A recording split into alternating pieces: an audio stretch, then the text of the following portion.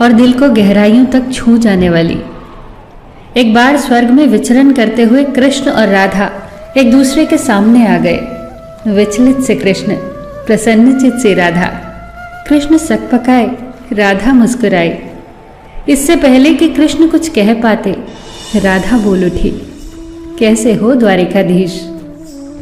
जो राधा उन्हें कान्हा कान्हा कहकर बुलाती थी, उसके मुख से द्वारिकाधीश का संबोधन कृष्ण को भीतर तक घायल कर गया। फिर भी किसी तरह अपने आप को संभाल लिया उन्होंने और बोले राधा से, मैं तुम्हारे लिए आज भी वही कान्हा हूं। तुम तो मुझे द्वारिकाधीश मत कहो। आओ बैठते हैं। कुछ मैं अपनी कहता हूं, कुछ तुम अपनी सुनाओ। सच कहूं राधा, जब जब भी तुम्हारी याद आती थी, इन आंखों से आंसुओं की बूंदें निकल आती थी। राधा बोली, मेरे साथ ऐसा कुछ नहीं हुआ। न तुम्हारी याद आई, न आंखों से आंसू बहा, क्योंकि हम कभी तुम्हें भूले ही कहाँ थे जो तुम याद आते। इन आंखों में तो सदा तुम ही थे, कहीं आंसुओं के साथ निकल न जाओ, इसलिए रोते भी नहीं थे। कान्हा, प्रेम से अलग होने पर तुमने क्या खोया, इसका एक आईना दिखाऊं तुम्हें। कुछ कड़वे सच प्रश्न सुन पाओ तो सुनाऊं। कभी सोचा है इस तरक्की में तुम कितने पिछड़ गए। यमुना के मीठे पानी से जिंदगी की शुरुआत की और समुद्र के खारे पानी तक पहुंच गए। एक उंगली पर चलने वाले सुदर्शन चक्र पर भरोसा कर लिया और 10 उंगलियों पर चलने वाली बांसुरी को भूल गए। कान्हा, जब तुम प्रेम से जुड़े थे तो जो उंगली गोवर्धन पर्वत उठाकर लोगों को विनाश से बचाती थी, प्रेम से अलग होने पर वही उंगली क्या क्या रंग दिखाने लगी। सुदर्शन चक्र उठाकर विनाश के काम आने लगी। कान्हा और द्वारिकाधीश में क्या अंतर होता है बताऊं? कान्हा होते तो तुम सुदामा के घर जाते, सुदामा तुम्हारे घर नहीं आता। युद्ध में और प्रेम में यही तो फर्क होता है। युद्ध में आप मिटाकर जीतते हैं और प्रेम में आप मिटकर जीतते हैं। कान्हा, प्रेम में डूबा हुआ इंसान दुखी तो रह सकता है, पर किसी को दुखी नहीं कर सकता।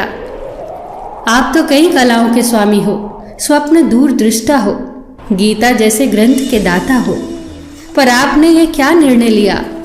आपने अपनी पूरी सेना कौरवों को सौंप दी और अपने आप को पांडवों के साथ कर लिया।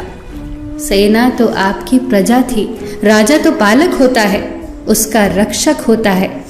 आप जैसे महाज्ञानी उस रथ को चला रहे थे जिस पर बैठा अर्जुन आपकी प्रजा को ही मार रहा था। अपनी प्रजा को मरते देख आप में करुणा नहीं जगी, क्योंकि आप प्रेम से शून्य हो चुके थे। आज भी धरती पर जाकर देखो, आपकी द्वारिकाधीश वाली छवि को ढूंढते रह जाओगे। हर जगह, हर मंदिर में मेरे ही साथ खड़े नजर आओगे।